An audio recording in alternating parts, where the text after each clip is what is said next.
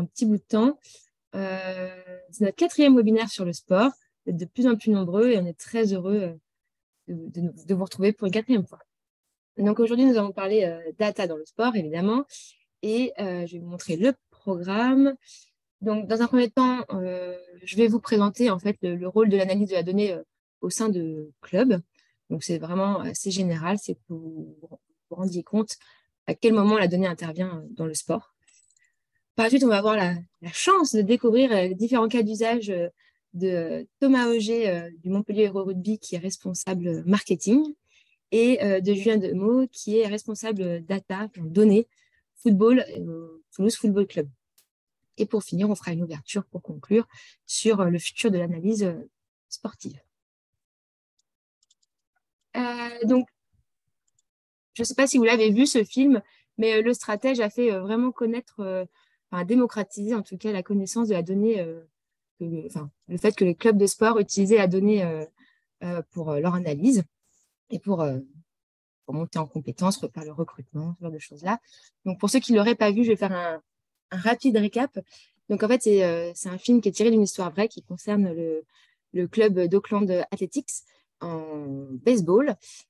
C'était l'un des clubs qui avait le moins de budget au baseball et qui a décidé en fait de faire, grâce à Billy Beane qu'on voit sur la photo à côté de Brad Pitt, de recruter en fait des joueurs non sur leur notoriété et pas sur le ressenti général qu'on avait, mais vraiment sur des données chiffrées. Et du coup, ça a impliqué en fait de recruter des joueurs inconnus, trop vieux, finis car trop blessés, pour construire en fait une équipe vraiment à partir de la donnée et de façon à ce qu'il y ait vraiment une cohésion dans l'équipe au niveau des compétences de chacun. Alors, la slide. Donc, la donnée dans le sport, actuellement, elle est utilisée par tous, dans le sens où, alors déjà, évidemment, il y a différents corps de métier qui sont représentés, donc le coach, l'analyste, le recruteur, mais aussi dans différents sports, comme du coup, on a là avec nous le football et le rugby. Mais ça marche aussi, par exemple, pour le basket, pour le baseball, comme on a pu le voir juste avant. Donc, voilà. Dans les clubs de sport en général, il y a deux grandes catégories. Il y a la catégorie qui vise en fait toute la partie sportive, on va dire, du club. Et après, il y a aussi la partie, alors c'est pas annexe, c'est pas le bon terme, mais en tout cas qui serait plus proche d'une entreprise classique. Donc, évidemment, les clubs, en fait, ça va concerner à la fois les contrats médiatiques, les accords de licence, les ventes de billets, le merchandising, ou encore le sportif en lui-même. L'idée est vraiment de prendre des décisions stratégiques à partir de la donnée et pas à partir d'un ressenti. Donc là, je vais vous montrer quelques exemples. Donc, dans le scoutisme et le recrutement, l'idée, en fait, c'est de vraiment pouvoir comparer les joueurs et pour faire correspondre la philosophie du club et au plan de jeu, en fait, les recrutements qu'ils font. Toutes les visualisations ici sont sur tableau public, donc elles sont en libre accès. Vous pouvez aller les voir et jouer avec les différents filtres de visualisation. Par rapport à la condition physique, qui est aussi un autre grand axe où la donnée est utilisée. L'idée, en fait, c'est par exemple, pour prendre un cas concret, les blessures dans le sport coûtent vraiment très cher au club. Donc, on peut parler, il y a une analyse qui a été faite sur la première division anglaise, espagnole, allemande et italienne qui montre que le coût moyen d'une blessure, ça s'élève à 10,9 millions d'euros. Donc, l'idée, c'est vraiment de limiter ces blessures. Et pour ça, on fait de la prévention. Pour faire de la prévention, pendant les entraînements, pendant les matchs, les joueurs vont avoir des capteurs sur eux. Par exemple, au rugby, qui vont permettre de mesurer l'intensité des chocs, la vitesse des sprints, la distance parcourue, les mauvais appuis. Et ça, dans l'idée d'adapter en fait l'entraînement du joueur pour éviter cette blessure. Il y a aussi donc les données sont aussi utilisées évidemment dans la stratégie de jeu. Donc dans ce cas-là, en fait, les clubs en général font appel à des fournisseurs externes de données spécialisés dans les données sportives. qui vont permettre en fait d'analyser à la fois potentiellement leurs propres joueurs, mais aussi de récupérer des informations sur des clubs concurrents. Ça va permettre d'avoir un complément à l'analyse vidéo que font déjà les clubs pour vraiment se concentrer sur les points clés. La dernière slide que je vais vous expliquer donc là, c'est sur tout ce qui est le pilotage du club. Donc, l'idée, c'est qu'en fait, évidemment, il y a toute la partie sportive, mais il y a aussi tout ce qui se passe derrière. Donc, il y a tout ce qui est la vente de tickets. L'idée, c'est de cibler au mieux, en fait, les profils des personnes qui assistent au match et du coup, sont susceptibles en amont d'acheter les billets.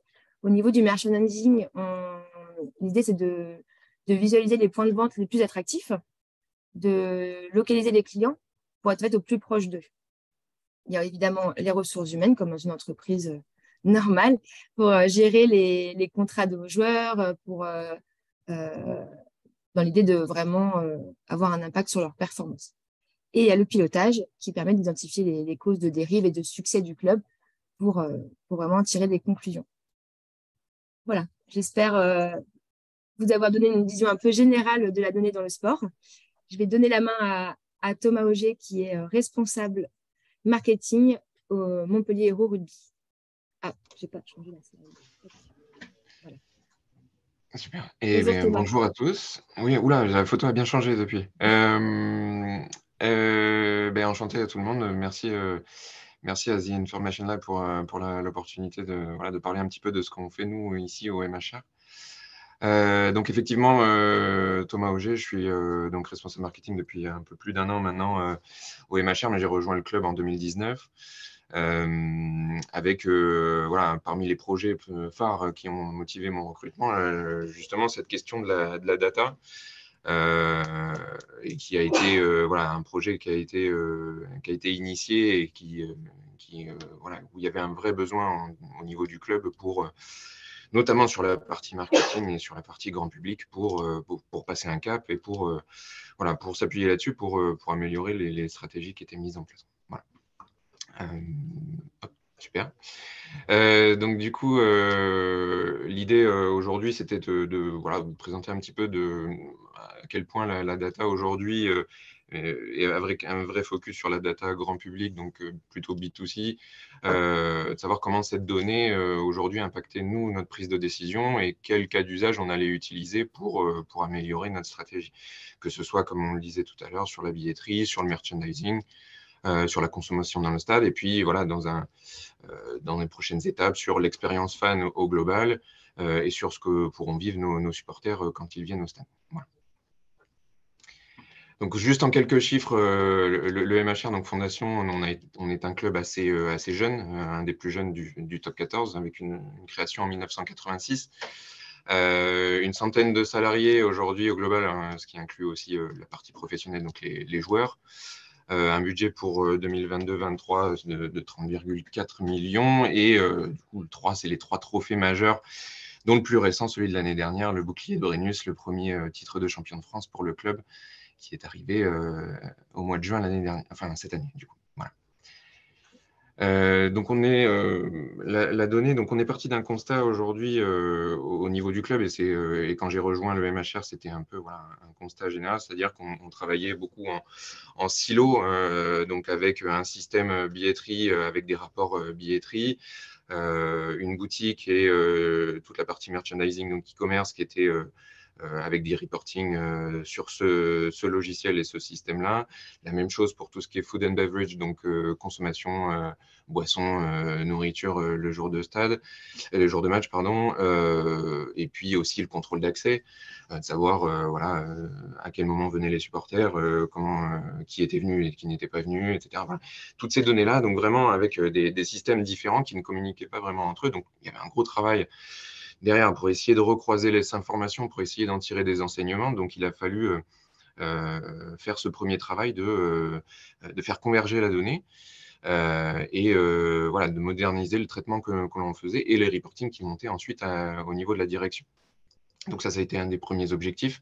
Ensuite, celui de mieux connaître nos supporters aussi, parce qu'on a une image d'ensemble de qui vient au stade et qui sont nos supporters, mais voilà, qui se base sur des éléments qui étaient peut-être moins concrets. Donc il a fallu aller un peu plus loin dans l'analyse et surtout identifier de nouvelles cibles, parce qu'on a une population dans les stades voilà, que l'on doit renouveler et essayer justement d'attirer de nouveaux publics avec une offre de divertissement qui va bien au-delà du sport et surtout pour le sport en live, quoi. Voilà.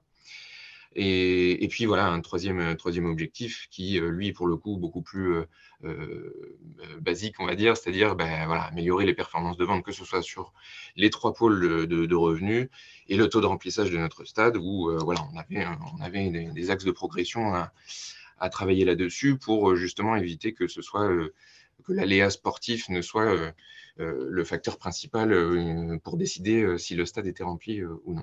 Voilà. Donc en partant de ça, comme je vous disais, 3 pôles principaux, nous, sur la partie grand public B2C. 3 pôles de revenus avec la billetterie, hein, qui représente aujourd'hui plus de la moitié, que ce soit la billetterie au match ou les abonnements annuels. Le merchandising aussi ensuite, et puis la consommation dans le stade en 3e pôle voilà, qui forcément découle de l'affluence et des performances de billetterie, voilà, forcément. Donc à partir de ça, voilà, on a dressé un petit peu une map de comment on fonctionnait, comme je le disais tout à l'heure, un petit peu en silo, avec des systèmes un petit peu indépendants. Donc là, le premier travail que l'on a fait, c'était de créer justement ce data mart, là, qui est cette brique qui est venue faire converger toutes nos données, afin de créer justement des profils et avoir de la donnée beaucoup plus globale sur un supporter. On saura maintenant voilà, combien est-ce qu'il est abonné, est-ce qu'il n'est pas abonné. En fonction de ça, quel est son panier moyen lorsqu'il passe à la boutique, est-ce qu'il vient à tous les matchs, même s'il est abonné. En plus de ça, nous, on a un système qui a été mis en place. On a été un des premiers stades à le faire, c'est-à-dire que voilà, en dématérialisant, pas de cash dans notre stade, avec un système justement de cartes RFID qui sont rechargées soit à l'avance, soit le jour de match. Et ce qui nous permet, nous, derrière, de suivre aussi la consommation, parce que ces cartes-là, lorsqu'elles sont renseignées sur des comptes clients, et bien, ça nous permet, nous, de suivre les utilisations, les consommations. Donc voilà, on est allé récupérer tout ça pour la faire converger et avoir vraiment une image globale de notre supporter. À ça, on ajoutera là, ces prochaines étapes, mais tout ce qui est données de navigation, forcément, les données aussi sur l'utilisation de l'application mobile, et puis les réseaux sociaux aussi, dans la mesure des données que l'on peut récupérer. Mais voilà, l'objectif est de créer quelque chose de global et aussi dans une idée de fidélisation et voilà, d'un programme de fidélité sur lequel on est en train de travailler pour justement, et qui se base justement sur des éléments concrets. Donc à ce data mart, une fois qu'on a fait cette base de données convergées, voilà, on est venu plugger 2 éléments, donc Tableau Software grâce à The Information App, pour vraiment l'analyse des données, et puis la partie vraiment activation marketing que l'on travaille nous aujourd'hui avec Actito, justement sur tout ce qui est marketing automation, et puis nos envois de campagne email notamment. Voilà. Pour donner un petit aperçu de comment on fonctionne. Donc sur les cas d'usage, alors c'est vraiment pour le coup un travail qui est en cours. Pour refaire un petit peu le contexte, donc on a lancé ce projet-là juste avant le Covid.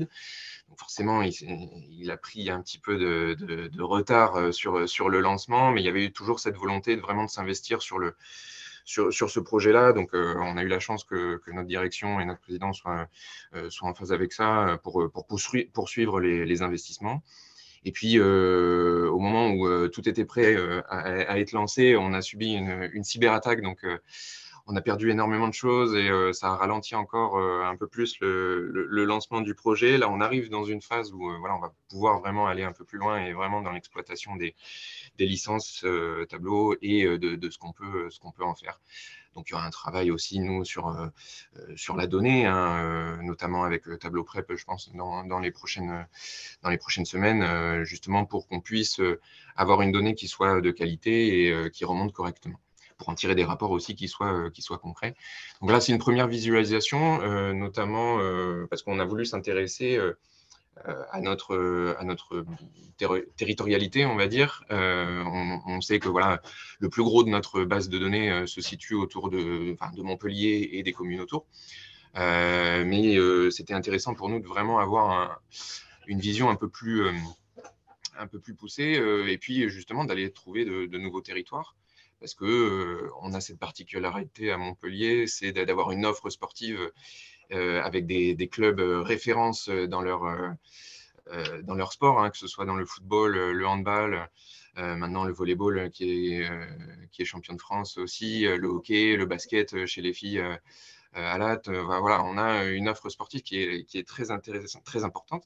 Donc, finalement, une concurrence aussi, parce qu'on joue souvent en même temps le week-end. Enfin voilà, il faut pouvoir trouver nos parts de marché, on va dire, même si voilà, je ne vais pas utiliser trop ce terme, mais c'est la vérité. Donc, il faut aussi, nous, qu'on puisse aller chercher de nouveaux publics sur de nouveaux territoires. Et alors qu'on pensait voilà, être plus sur une partie sud-ouest, plus en allant voilà, sur l'Hérault et sur peut-être à côté sur l'Occitanie, ben, on s'est aperçu, en fait, grâce notamment à ces visualisations, qu'on avait de grosses opportunités, plus de l'autre côté, hein, en allant Nîmes et puis sur la vallée du Rhône, pour étendre un petit peu notre zone d'influence. Ces éléments-là nous ont permis, nous, de retravailler un petit peu pas mal de choses, notamment sur nos campagnes de communication. Campagne print, d'affichage, mais voilà, aussi sur notre paid advertising sur les réseaux sociaux, où voilà, la géolocalisation nous a permis voilà, d'aller mettre un petit peu plus d'investissement et de budget sur des zones que pour l'instant on n'approchait pas plus. Donc voilà, dans cette mesure-là, ce type de visualisation, ce type de données nous a permis de renforcer notre stratégie à ce niveau-là. En plus de ça, en parallèle de ça, on a cette cible sur le rugby et sur les écoles de rugby, notamment sur les jeunes, où voilà, cela nous a permis aussi de rentrer en contact avec des structures, avec des associations et des écoles de rugby sur ces régions-là, alors que c'était jusqu'à présent pas forcément des zones où nous allions. Donc il y a un vrai projet aussi à ce niveau-là sur l'identité, sur la marque MHR, qui est mené par Fulgence Ouedraogo, qui est ancien joueur et qui a rejoint nos équipes désormais. Donc voilà, ça fait partie des éléments tangibles qui nous permettent voilà, d'adapter notre stratégie, au moins sur la partie géographique. Et puis, voilà, il y a d'autres cas d'usage qui forcément vont venir agrémenter un petit peu tout ça. La gestion des flux et des offres, de savoir, par exemple, grâce aux données du contrôle d'accès, de savoir à quel moment nos supporters rentrent dans le stade. Voilà, de vraiment timer, de savoir aussi, nous, pour adapter les ressources en fonction. Est-ce qu'il faut mettre plus de ressources sur le contrôle d'accès à ce moment-là du match, H-30 minutes, H-15 minutes. On a des problématiques en plus de flux avec des travaux autour du stade parce qu'on aura le tramway qui va arriver au stade. Donc ça va être super dans le futur, mais voilà, on va connaître 3 ans un petit peu compliqués avec des travaux qui vont nous handicaper un petit peu pour l'accès au stade. Donc voilà, il faut que nous, on sache un petit peu d'où viennent nos supporters. On a lancé une étude de mobilité aussi pour savoir géographiquement d'où ils venaient. Pour justement adapter un petit peu nos accès et nos ressources. Ensuite, voilà, les campagnes que l'on peut mener aujourd'hui, notamment les campagnes email, donc de mieux segmenter, de proposer des messages un petit peu différents, d'adapter finalement le plus possible notre communication aux supporters.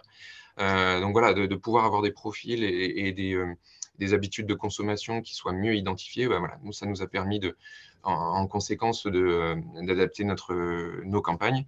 Et voilà, ça c'est également un travail que l'on est en train de mener et sur lequel on aura de plus en plus de retours au fil des semaines et des mois qui vont venir. Et puis avec un objectif, voilà, comme je le disais tout à l'heure, de fidélisation, en créant justement un programme de fidélité basé sur la consommation, que ce soit au stade, mais aussi en billetterie, à la boutique. Voilà, d'avoir une vue d'ensemble pour justement récompenser les supporters les plus fidèles grâce à ce programme-là. Voilà, donc un petit peu voilà, une vue d'ensemble de ce que l'on fait aujourd'hui avec la donnée et ce qu'on va faire sur les mois qui arrivent, avec voilà, en se concentrant essentiellement nous sur le grand public, tout en profitant aussi forcément de l'effet Brennus, voilà, qui nous permet nous de tenter des choses et de mettre en place certaines choses pour justement voir un petit peu comment ça répond. Donc voilà, j'ai essayé d'être le plus concis possible, mais si jamais il y a des questions après, je serai ravi d'y répondre. Merci beaucoup, Thomas. Donc, Mais, effectivement, si vous avez des questions, vous pouvez les poser dans le chat. Alors, on a trois questions pour le chat, effectivement. Donc, tout d'abord, une question de Romain, qui est un petit peu plus généraliste, mais qui se demande comment on peut intégrer aujourd'hui un club pro, notamment lorsqu'on ne vient pas de ce monde. Donc là, ça serait pour Julien et Thomas en général. Voilà. Est-ce que vous pouvez dire un mot sur la manière en fait, dont vous avez pu intégrer aujourd'hui les clubs dont vous faites partie, pour éclairer Romain? Alors, je vais commencer, mais c'est vrai que alors, je suis vraiment pas le bon exemple parce que ça s'est fait. Je suis pas du tout du milieu du sport, j'ai pas fait d'études dans ce domaine-là. Voilà, ça s'est fait. C'est des planètes qui s'alignent à un moment donné, une opportunité et la possibilité, enfin voilà, d'intégrer un club comme le MHR. Moi, ça s'est fait un petit peu, voilà.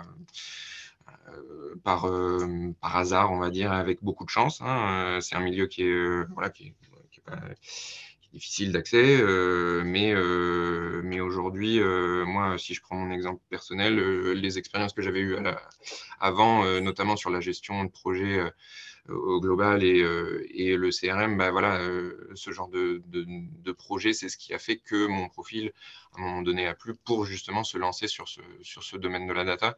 Donc voilà, à un moment donné, ça s'est aligné et ça s'est fait, mais je ne crois pas de mon avis, qu'il y ait un chemin tout tracé justement pour intégrer ce type de structure. Voilà. Alors, je crois que Julien a fait un super article sur LinkedIn où il répond justement à cette question. Donc, si tu veux partager ton lien en chat, il n'y a pas de souci, mais évidemment, tu peux aussi y répondre. Non, mais effectivement, je rejoins un peu ce que dit Thomas sur l'alignement des planètes. Forcément, il y a une part d'opportunité. Euh, et effectivement, Soline, j'ai fait un petit article là-dessus sur LinkedIn parce que c'est une question qui m'a été énormément posée depuis que j'ai rejoint le TFC. Et par contre, je pense que Thomas, à l'inverse de ce que tu as dit, je pense que tu es un des exemples parce qu'en fait, il n'y a pas une seule réponse à cette question. Chaque parcours est, comment dire, est original en fait. Euh, il y a des choses qu'on ne maîtrise pas et justement, est-ce que cet alignement des planètes se produit ou pas? Et il se produit pour très très peu de personnes. Il faut avoir une part de chance, clairement. Euh, la meilleure chose qu'on peut faire, pour résumer en substance ce que je mets dans mon article, c'est développer ses compétences, montrer ses compétences et montrer ce qu'on peut apporter au domaine, à l'industrie qu'on vise. C'est la meilleure chose que vous pouvez faire.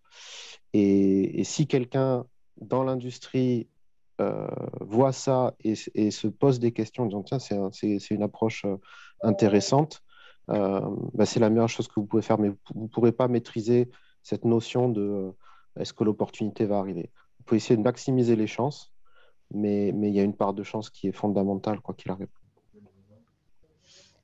Merci à tous les deux pour vos réponses. Donc Romain, j'espère que ça vous a un petit peu aidé. Thomas, j'ai une deuxième question pour toi. Cette fois-ci, on recentre un petit peu On et revient sur le on revient sur tes cas d'usage. Jérémy qui se demande si tu arrives à recouper les achats de billetterie avec, par exemple, des achats côté food and beverage pour estimer le montant total dépensé par une personne. Donc, par exemple, une personne qui va acheter un maillot en plus de son billet ou des boissons. Voilà. Tout à fait. C'est vraiment l'objectif. Alors pour l'instant, on est encore, comme je disais, vraiment sur des phases de construction de tout ça. Donc pour l'instant, on n'a pas tous ces retours-là, mais effectivement, l'objectif, et on peut le faire parce que la data est disponible et on l'a fait remonter aujourd'hui dans Tableau. Maintenant, il faut les faire parler.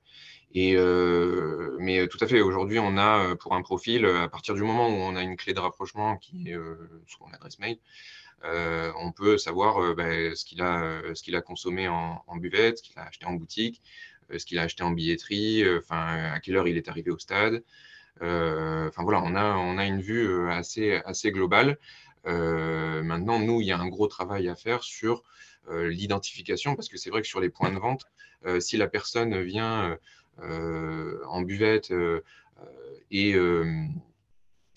consomme par exemple avec sa carte bleue, n'est pas dans ce programme un petit peu où elle utilise le cashless par exemple, parce qu'on a un système hybride.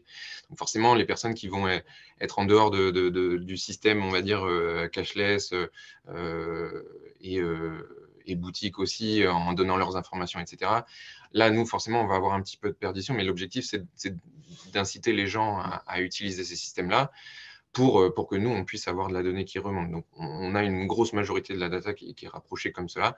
Effectivement, il y a aussi toute une part de la donnée anonyme que nous, on utilise purement en analyse plutôt après, juste sur la consommation boutique, consommation buvette, etc. Mais tout ce qu'on peut essayer de rapprocher grâce au profil supporter nous permet voilà, de recouper et d'avoir des vues d'ensemble. Ouais.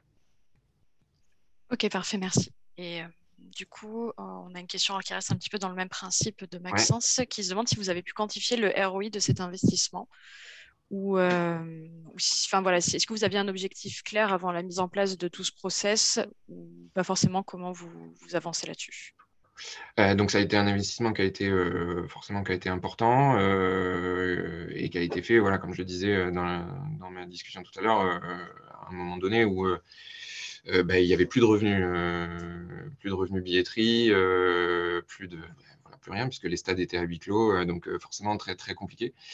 Donc pour l'instant, non, le ROI, voilà, on l'espère arriver sur cette saison, mais voilà, on sait que c'est quelque chose qui a été imaginé vraiment sur plusieurs saisons et on espère vraiment avoir des données beaucoup plus poussées pour quantifier la qualité de cet investissement et ce que ça peut en tirer. Là, on est sur des perspectives qui sont très positives depuis le début de saison. Donc, on espère voilà, pouvoir mettre les deux en comparaison pour pouvoir en tirer des enseignements et savoir si cet investissement, finalement, aura été positif. Mais pour l'instant, voilà, on est aux premières phases de tout ça. Vous avancez pas à pas. C'est ça, et puis malheureusement, on a pris du retard par rapport à l'investissement initial qui a été fait, je veux dire, en 2019. Donc, voilà, on essaye de rattraper les 2 années, une année à huis clos, une année un peu à moitié où il y a eu beaucoup de restrictions aussi. Donc voilà, c'est un process qui est en cours, mais on le savait de toute façon qu'il ne serait pas automatique et forcément un retour sur investissement immédiat. Ok. Et je vous propose de prendre une dernière petite question et après, je te laisserai la main, Soline, pour continuer. Une question à propos de la construction de votre data mart. Est-ce que vous l'avez construit par vos propres moyens ou est-ce que vous avez le faites via un service externe ou une presta externe? Comment ça s'est passé? Alors oui, j'aurais rêvé être capable de faire ça moi-même, mais non, en fait, on a un partenaire qui nous a accompagnés sur ce projet-là, vraiment de A à Z, et avec qui on travaillait déjà avant, mais vraiment juste sur la partie activation, sur la gestion des campagnes mail, etc. Donc Smart Solutions, avec qui on a travaillé justement sur ce projet, en parallèle avec donc Correos, vraiment sur la partie data mart, donc agrégation des données. Donc cette société-là qui a fait ce travail d'aller voir tous notre billetterie avec Aparté, Global POS sur la partie boutique, voilà, chaque prestataire pour dire à un moment donné, voilà, on va discuter tous ensemble et on va voir comment on peut travailler, donc via les API, via du dépôt de fichiers, la mise en place des serveurs, vraiment de A à Z. On a construit ce projet-là avec eux et ouais, malgré voilà, la période de Covid et de confinement qui a fait qu'on a on a continué à travailler sur ce projet-là malgré tout, pour avoir quelque chose de fonctionnel. Et voilà, et il y a vraiment un travail en collaboration parce que c'est des ajustements vraiment tout le long du projet pour arriver à quelque chose. C'est jamais quelque chose de fini. Voilà, c'est bon, votre donnée, elle est là, elle est prête. Maintenant, vous vous en servez, vous faites ce que vous voulez. C'est vraiment quelque chose qui évolue au fil du temps. Et voilà, on a ce partenaire-là qui a travaillé avec nous et qu'on remercie vraiment pour tout ça. Ouais. Okay. Merci beaucoup, Thomas. On a quelques autres questions auxquelles on répondra à la fin pour voilà, continuer d'avancer un petit peu. Mais en tout cas, on a beaucoup de questions sur le chat. Donc, merci beaucoup, Thomas, pour cette présentation. C'était très intéressant. Donc, à présent, ça va être la présentation de Julien Demeaux. Du coup, je te laisse la parole, je te laisse te présenter et je passerai tes slides. Merci Soline. Donc, bonjour à tout le monde. Rebonjour. J'ai répondu à la question tout à l'heure. Ça sera un peu rapide. Donc, effectivement, Julien Demeaux, je suis responsable des données football au sein du Toulouse Football Club. J'ai rejoint le club en juin 2020, dans une période où le club était descendu de Ligue 1 en Ligue 2 et il y a eu changement de propriétaire à ce moment-là. Donc, j'ai rejoint ce projet avec les nouveaux propriétaires. Donc, ce dont on va parler là, ce que je vais vous présenter, c'est comment on a déployé justement un workflow qui nous permet de suivre l'état de forme des joueurs et comment on utilise justement la solution de tableau par rapport à tout ça. Soline a mentionné un peu plus tôt les enjeux qu'on a autour des blessures des joueurs. C'est effectivement un enjeu qui est très important.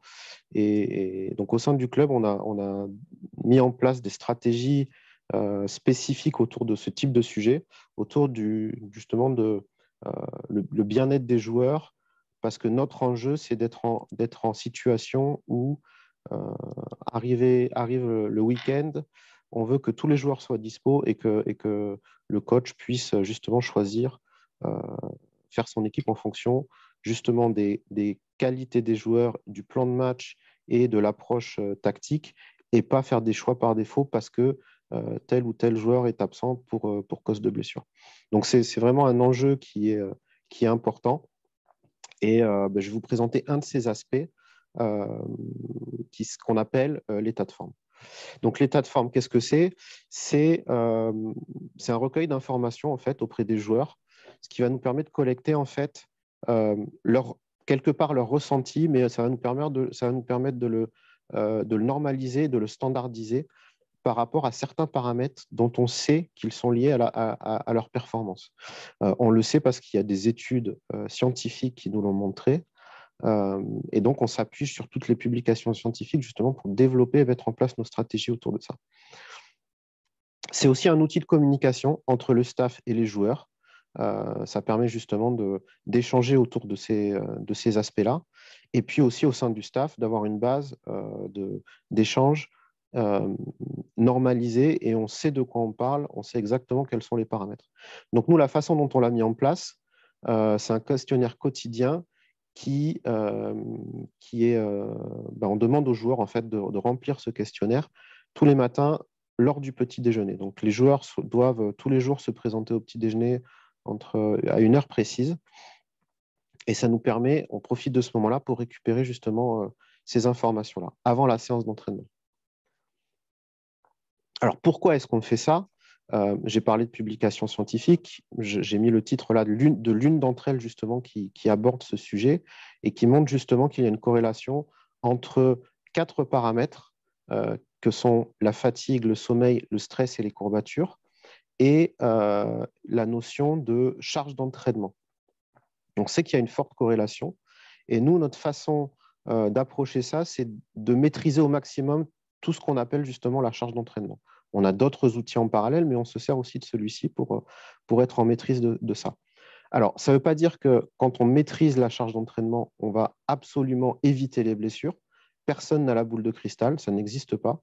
Par contre, on a conscience que ces paramètres sont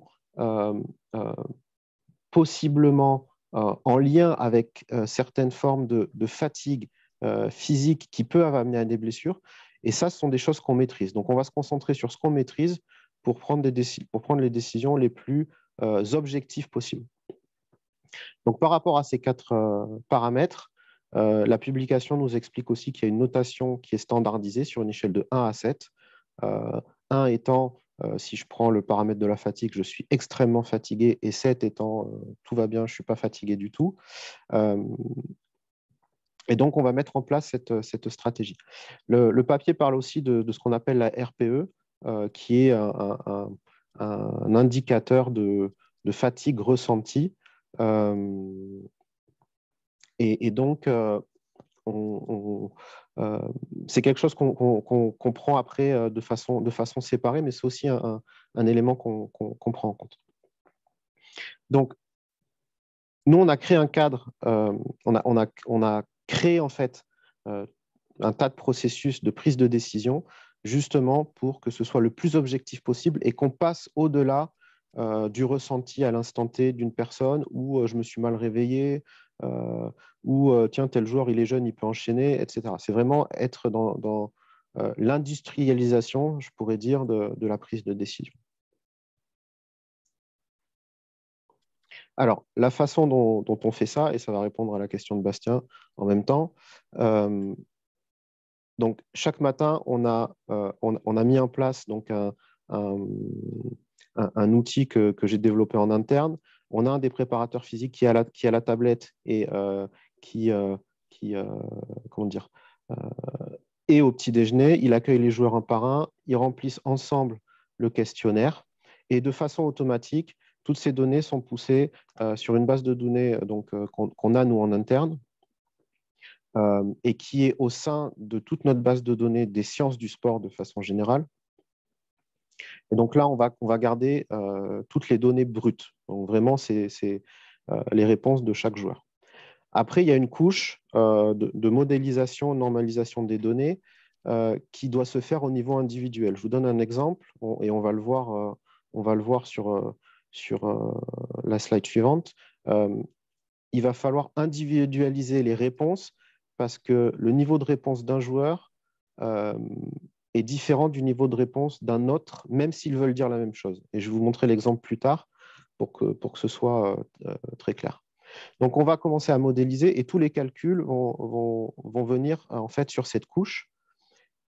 Et à partir de là, on va pousser une source de données dans Tableau Cloud qui contient donc les données brutes travaillées à travers toutes ces phases de calcul, ces modélisations. Et de là, on va générer donc les visuels, travailler dans Tableau Desktop, publier sur Tableau Cloud, et ça va permettre aux préparateurs physiques, aux sport scientists, au staff de venir consommer directement le résultat de tout ce travail.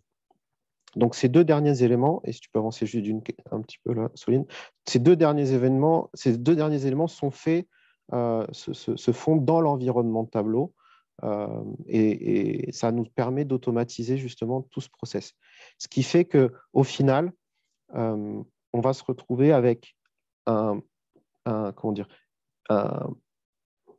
une interaction humaine, je suis en train de chercher le terme, pardon, une interaction humaine sur le premier élément, c'est-à-dire la prise d'information avec la tablette, et ensuite la consommation des visuels tous les matins. Donc, ça, entre le moment où le joueur va remplir les informations dans la tablette et le moment où l'information va être dispo sur Tableau Cloud, c'est une question de quelques secondes. Et ça nous permet d'être très réactif et de gagner énormément de temps par rapport à d'anciens processus de travail qui étaient mis en place où le sport scientist ou les préparateurs physiques devaient aussi travailler la donnée et perdre du temps. Là, aujourd'hui, on les met dans une situation où ils passent du temps à analyser et pouvoir favoriser la prise de décision. Voilà, donc à quoi ça ressemble? Là, je vous montre un exemple assez simple, bien entendu anonymisé, mais comme vous pouvez voir, les quatre paramètres sont là, on les a légèrement renommés, mais ce sont ceux-ci. Et vous pouvez voir que, par exemple, une valeur 5 peut ressortir en vert, peut ressortir en jaune, peut ressortir en orange, pourrait ressortir en rouge aussi en fonction du joueur. Et c'est là où la modélisation de l'individu est très importante. C'est que un 5 pour moi, si c'est mon 5 tous les jours, c'est que tout va bien. Pour une autre personne, quand tout va bien, ça va être du 7. Pour une autre personne, ça va être du 6. Donc, ce qu'on mesure, ce qu'on a besoin de mesurer, et le code couleur, le jeu couleur nous apporte ça, c'est la déviation au standard de l'individu. C'est-à-dire que dès qu'on va tomber dans du jaune, du orange, il faut faire attention. Dès qu'on va tomber du rouge, c'est un message d'alerte. Tiens, il se passe quelque chose pour ce joueur. Il faut qu'on investigue, il faut qu'on aille discuter avec lui, il faut qu'on comprenne ce qui se passe. Et c'est une porte d'entrée pour aller voir d'autres éléments. On peut aller voir ensuite dans d'autres sujets de notre stratégie sur la gestion des joueurs par rapport aux autres types de données qu'on a aussi. Mais ça nous permet d'avoir une porte d'entrée et un signal d'alerte qui est le plus objectif possible. Et encore une fois, aller au-delà de « ouais, je me suis mal réveillé » ou « j'ai la sensation que tel joueur va bien » ou qui a telle ou telle chose. Donc tout ça, mis en place dans le tableau, ça nous a permis justement de gagner du temps, être plus efficace et d'avoir une base de vérité commune pour enclencher les discussions au terme du staff et avec les joueurs. Merci Julien. Donc, si Léa, tu as des questions à rapporter du chat. Donc, tout d'abord, merci beaucoup. Alors, tu as répondu à une première question, celle de Bastien, sur comment tu récupères ces données. On a une question de Michael à propos de la charge d'entraînement. Est-ce que, suite à ce travail, est-ce qu'elle est individualisée en fonction du retour que vous avez? Comment ça fonctionne après? Oui, alors la charge de travail aussi, effectivement, c'est un autre pendant, on va dire, de cette stratégie. C'est pareil, c'est un autre signal qu'on prend en compte. Et oui, ça fait partie des données qu'on va prendre en compte pour prendre des décisions justement d'adaptation, d'individualisation des séances au jour le jour. Tout à fait. Merci beaucoup. On a également une question de Maxence. Pourquoi mettre en place une intervention humaine en début de chaîne? Est-ce qu'il y a déjà une qualification des notes du joueur par le préparateur physique? Pourquoi cette personne intervient au début? Non, non, du tout. Alors, c'est vraiment juste pour s'assurer que les données sont collectées. C'est juste pour intercepter le joueur, s'assurer qu'il remplit le questionnaire pour qu'on soit sûr d'avoir toutes les informations le plus tôt possible. Les joueurs arrivent au petit déjeuner, le temps qu'ils prennent leur petit déjeuner, l'idée c'est que toutes les infos soient déjà arrivées au staff et qu'ils puissent commencer à prendre leurs décisions et à traiter la séance. On a une notion d'alignement au sein du club, c'est-à-dire qu'on a les mêmes processus qui sont mis en place pour les pros ou pour le centre de formation. On se rend compte au centre de formation, c'est plus des tablettes qui sont à dispo et on court, les prépas du centre de formation courent après les joueurs pour avoir les informations. Et il arrive que certains matins, on n'ait pas les infos. Donc là, l'idée, c'est vraiment dans une logique d'être très efficace le plus tôt possible. Mais dans l'absolu, vous avez raison, on pourrait juste laisser la tablette et laisser les joueurs faire. Est-ce que cette intervention humaine, du coup, permet d'avoir un taux de réponse qui s'approche des 100%? Pour les pros, c'est 100%. Pour les pros, c'est 100%. Il n'y a pas de négociation. Ok, parfait. Merci beaucoup. On a une question de Jérémy pour le calcul de l'écart type. Quelle est la profondeur d'historique que vous utilisez? Est-ce qu'il y a des réévaluations qui sont mises en place pour les nouvelles recrues? Comment vous faites pour calculer cet écart? Alors effectivement, cette réponse ne doit pas être prise comme une vérité absolue. C'est nous, le parti qu'on a pris, c'est de faire ça sur 6 mois glissants, en gros. pour des raisons de... Parce qu'on s'est rendu compte aussi qu'il y a justement sur les recrues, il y a une partie d'appropriation de l'outil. Il y a pu y avoir des joueurs qui au départ mettaient 7 partout justement parce qu'ils avaient peur que ce soit un outil punitif et ça ne l'est pas. Et on s'est rendu compte que petit à petit, quand ils rentraient dans notre système, qu'ils comprenaient la valeur de ça, ils ajustaient la valeur par rapport réellement à ce qu'ils avaient envie de nous dire. Et on ne veut pas que, du coup, mesurer un écart par rapport à cette croyance ou cette peur initiale. Donc, le fait de garder 6 mois de données et de glisser comme ça dans le temps, ça nous permet aussi de nous adapter à la perception du joueur dans son environnement, en fait. Ok. Du coup, ça répond en partie, je pense, à la question de Yannick qui se demandait comment était perçu ce processus par les joueurs. C'était une contrainte s'ils le vivaient bien ou non. Et du coup, par ta réponse, j'imagine que c'est plutôt bien vécu C'est plutôt bien par les vécu. joueurs. Est-ce que c'est un processus un fonctionnement qu'ils ont pu en tout cas de leur côté retrouver dans d'autres clubs? Alors, je pense que c'est une approche qui est assez courante, en tout cas qui se démocratise de plus en plus. Hein. Je pense que c'est des choses qui sont aussi qui sont faites dans d'autres sports. C'est pas le fait de récolter ce type d'informations est assez démocratisé. Nous, l'approche qu'on a prise, c'est vraiment de tout travailler en interne et de ne pas travailler avec des solutions qui sont proposées sur le marché, justement pour être en capacité de modéliser garder la main en fait sur toute la modélisation et d'être souple justement dans la façon dont on traite l'information. Ok, merci beaucoup. On a eu également d'autres petites questions, mais qu'on va garder pour la fin. Sinon, dans tous les cas, à la fin de ce webinaire, vous recevrez un mail avec le lien de l'enregistrement.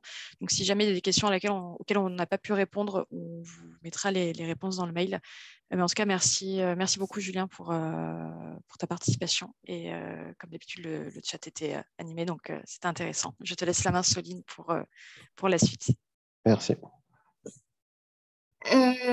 Donc, on arrive un peu à la conclusion de ce webinaire et on souhaitait faire une ouverture sur le futur d'analyse sportive.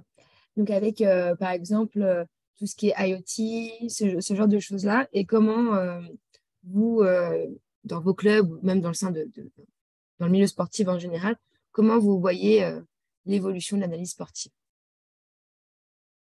Et là, je parlais pour Julien et pour Thomas. Okay.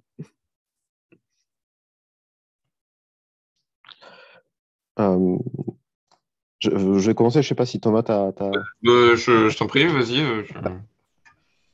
Je pense qu'effectivement, on est dans une logique de démocratisation de façon générale. Déjà au sein des clubs professionnels, mais aussi dans le grand public, avec des enjeux qui sont différents, avec des approches qui sont différentes. Là où on doit en tout cas penser performance dans le monde pro, c'est pas impossible que, en tout cas au niveau du grand public, on pense un peu plus santé comme porte d'entrée. Et je pense que les outils qu'on a vus émerger ces dernières années au niveau des clubs professionnels, on trouve des pendants et tout le marketing est fait autour plus de la santé que de la performance. Mais forcément, il y a des passerelles et c'est des choses qu'on voit de façon commune au-delà du sport, au-delà de la donnée dans le sport. Les technos ont souvent répondu à des problématiques dans des domaines très particuliers sur une recherche de performance avant de se démocratiser et d'être en accès public, on va dire.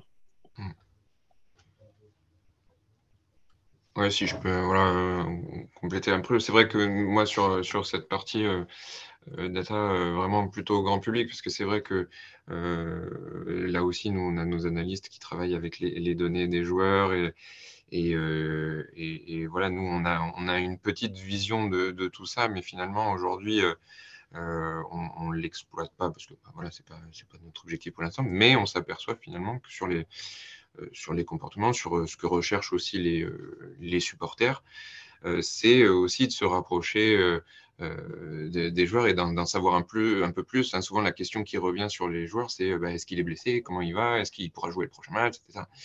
Donc, on s'aperçoit aussi que l'accès à cette donnée-là, elle intéresse de plus en plus le grand public pour un aspect vraiment purement divertissement aussi. En ça, je pense que voilà, je pense qu'il y a aussi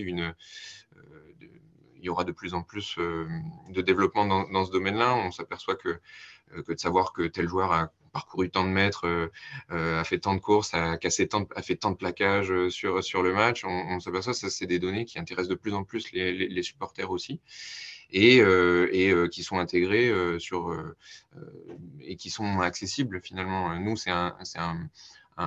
on fait un rapport tous les lundis, hein, les week-ends après le match. Bah, voilà, on se fait un petit récap des stats principales du match et on s'aperçoit que c'est des contenus qui sont de plus en plus plébiscités. Donc voilà, on sent qu'il y a aussi une recherche et un intérêt à ce niveau-là. Donc nous, il y aura aussi à un moment donné comment on peut se servir de cette source de données-là pour agrémenter l'expérience supporter et compléter ce que vit le supporter quand il vient au stade.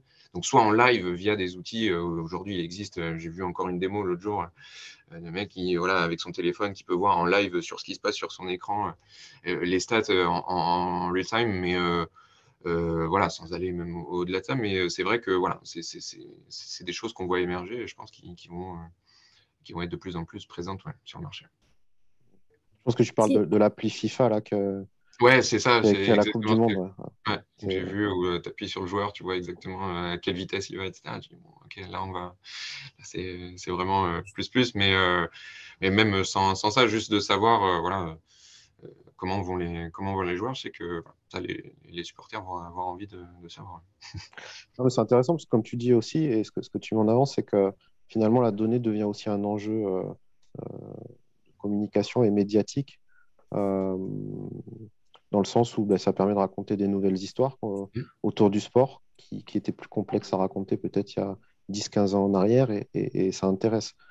Euh, donc il y a aussi cette passerelle effectivement qui se fait. Ouais. Oui, et puis c'est tout autour vraiment ça va au-delà du jeu, c'est aussi toute la gamification et tout ce qui existe aujourd'hui autour de ça. De connaître que tel joueur a une bonne performance en ce moment, et ben peut-être que, alors, sans aller trop loin, mais peut-être sur des paris ou sur ce genre de choses, surtout sur le fantasy aussi aujourd'hui qui prend de plus en plus on le voit dans le foot avec MPG, mais voilà, nous au rugby aussi ça commence à émerger, mais voilà, aujourd'hui, la data, elle est de plus en plus, elle fait de plus en plus partie de la fan experience. Vous parliez de la diffusion, enfin des perfs, enfin des données de performance des joueurs. Ça permet de faire le lien avec une question de Vincent. Est-ce qu'on peut imaginer qu'un jour certaines de ces données, en tout cas, soient diffusées en live lors d'un match? Est-ce que c'est quelque chose qui a peut-être déjà des prémices? Ouais, ben on voit déjà des choses, justement. Tu as parlé de distance parcourue, c'est des choses qu'on voit apparaître. Pour ceux qui regardent un peu les matchs de la Coupe du Monde de foot, on commence à voir apparaître en incrustation les joueurs qui reçoivent les ballons entre les lignes. C'est quelque chose de nouveau qu'on ne voyait pas ça avant cette Coupe du Monde. Euh, donc oui, ça évolue dans une logique, encore une fois, de communiquer différemment, d'être plus précis. Tout à fait, ouais. Après, ce sera, je pense, les staffs qui, peut-être qu'à un moment donné, diront ben, on est OK pour communiquer sur des datas, mais peut-être qu'il y a des datas qu'on voudra. Parce que si on voit que tel ou tel joueur il est en train de fatiguer ou qu'il court un peu moins, bah, peut-être que en face, on va se dire bah, tiens, on va mettre le focus sur ce mec-là parce qu'on voit qu'il a un coup de moins bien. Enfin, voilà, ce sera tout dans la limite de ce qu'on peut faire pour ne pas entacher le jeu, quoi. Je vois, Léa, qu'il y a d'autres questions dans le chat. Est-ce qu'on peut profiter de ces quelques dernières minutes pour y Ouais. répondre? Oui, bien sûr. Alors, pardon, je reprends mes notes. Alors, oui, on avait quelques questions pour ta présentation à toi, Thomas. Question de Yannick qui se demande quel est l'enjeu est-ce qu'il y a un enjeu sur l'augmentation des abonnements pour le rugby? Il a été, on va dire, surpris dans ta présentation par Mm. le faible poids que représentaient ces abonnements par rapport à la billetterie. Pardon. Ouais, Quel est ton enjeu effectivement, là-dessus? c'est un de nos axes majeurs parce que dans cette logique justement de fidélisation, on a, avec les dernières saisons, connu une perte un petit peu au niveau de nos abonnés sur la saison. Donc voilà, on a un gros axe de progression. Là, c'est un état des lieux vraiment pour la saison, la dernière saison et la saison en cours. La part des abonnements était plus élevée par le passé. Donc voilà, on a connu une perte un petit peu à ce niveau-là. Donc c'est un vrai objectif pour nous, mais il faut proposer quelque chose qui corresponde aussi aux nouveaux usages sur la consommation du sport et aussi prendre en compte là, ce que je parlais de la concurrence un petit peu territoriale, du pouvoir d'achat, hein, malgré tout, qui joue aussi, nous, sur ce qu'on fait. Donc, ça veut dire adapter notre politique de pricing, c'est tout ça. Mais voilà que nous, le plus gros des efforts, ce sera d'identifier des profils, par exemple, de supporters, en sachant, par exemple, qu'ils viennent plusieurs fois par match, de leur proposer une offre qui correspondra plusieurs fois par an, de leur proposer une offre qui correspond à ce qu'ils recherchent. Donc vraiment d'individualiser, d'aller sur des produits un petit peu plus custom pour justement répondre à parce qu'on s'aperçoit que sur des formules d'abonnement, on va dire classiques aujourd'hui, nous, à notre niveau, on a une déperdition, ce qui n'est pas le cas, hein, notamment à Toulouse. Hein. J'ai vu que ça marchait plutôt bien avec un contexte sportif forcément qui a joué. Nous, le Brennus forcément a joué et nous a permis de faire des bonnes performances, mais on sait qu'on a une marge de progression à ce niveau-là. Donc voilà, oui, ce sera un gros axe pour la saison prochaine. Ouais. Merci beaucoup, Thomas.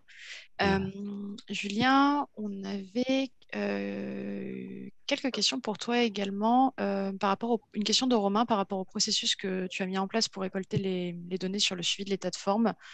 Est-ce que d'où est partie cette demande? Est-ce que c'était une demande venant du staff ou des coachs ou alors ça a été une opportunité qui a été poussée? Comment la mise en place s'est passée?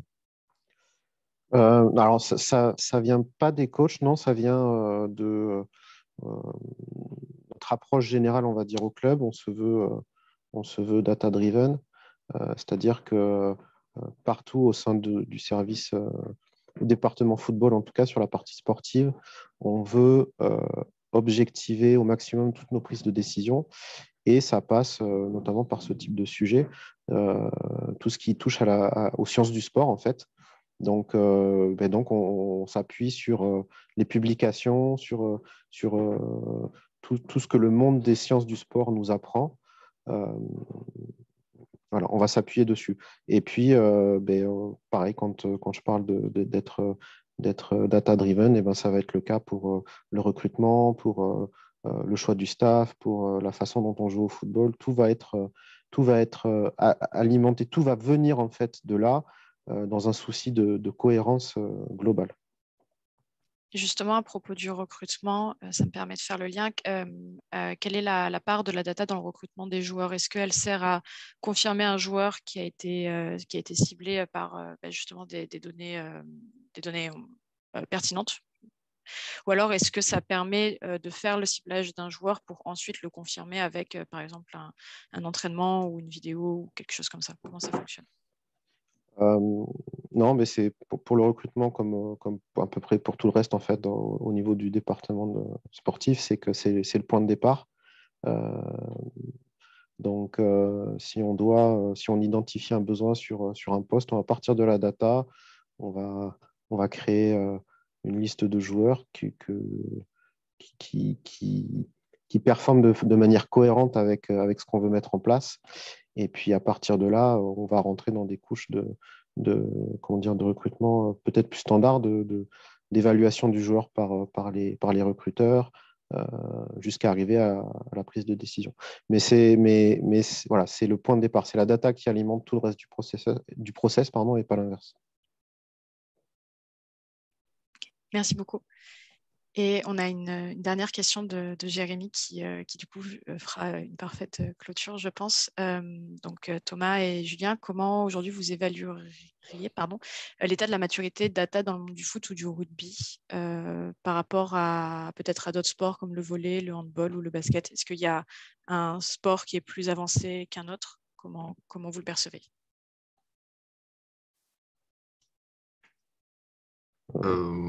Vas-y, je te laisse si tu veux. C'est une question piège.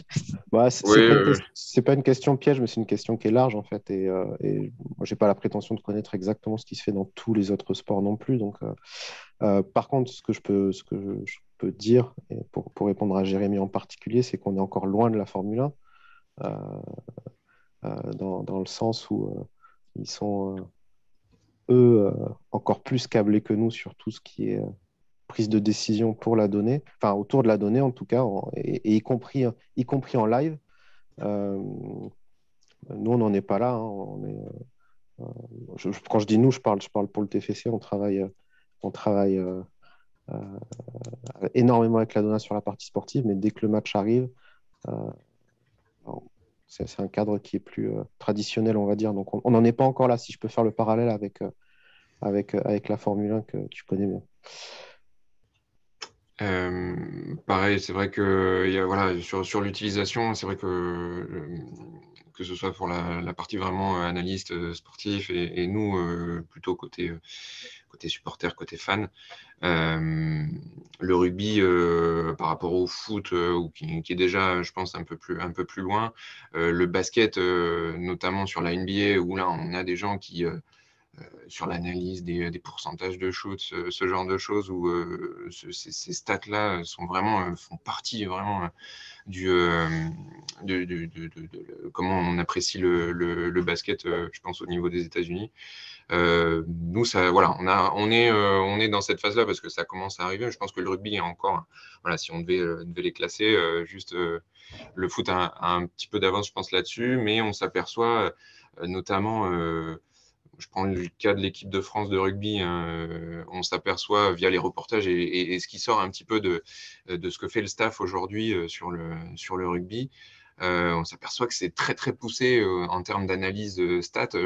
Fabien Galtier, je pense, a une vraie appétence et une vraie psychologie autour de ça. Et on s'aperçoit que sur voilà, la conception des entraînements, la préparation des matchs, etc., on est sur quelque chose de très scientifique. Donc, ouais, je pense qu'il y a un virage, et voilà, c'est le virage qu'a pris le rugby en se professionnalisant bien après peut-être les autres sports. Ben voilà, on arrive dans cette phase-là et ça va aller crescendo de toute façon. Je pense qu'il y a un domaine, si on est en train de comparer rugby-foot, comme tu as ouvert cette porte-là, Thomas, je pense Ouais. qu'il y a surtout ce qui est données GPS, données physiques. Je pense que le Oui, rugby est en avance sur le foot. d'accord. Ouais. Vous avez des enjeux en termes d'accélérométrie, en termes de contact qui sont bien plus importants que les nôtres. Et je sais qu'il y a euh, il y a eu beaucoup plus d'études sur ces sujets-là qui ont été faites de votre côté que du nôtre, en tout cas. Ouais, voilà, c'est cette partie que moi je connais moins bien, mais c'est vrai qu'on on le voit de plus en plus et c'est intéressant d'avoir justement un peu la comparaison. Ouais. Merci beaucoup. On a même Merci. dépassé de 6 minutes. Il y a encore pas mal de monde qui est présent. J'espère qu'on a pu répondre à la majorité des questions du chat. Merci beaucoup Thomas, merci beaucoup Julien pour tout ce que Et vous merci avez à vous. fait pour ce webinaire. Et merci à Léa, qu'on ne voit pas très bien, qui est cachée derrière le admin The Information Lab, qui a permis d'animer ce chat. Et merci à tout le monde.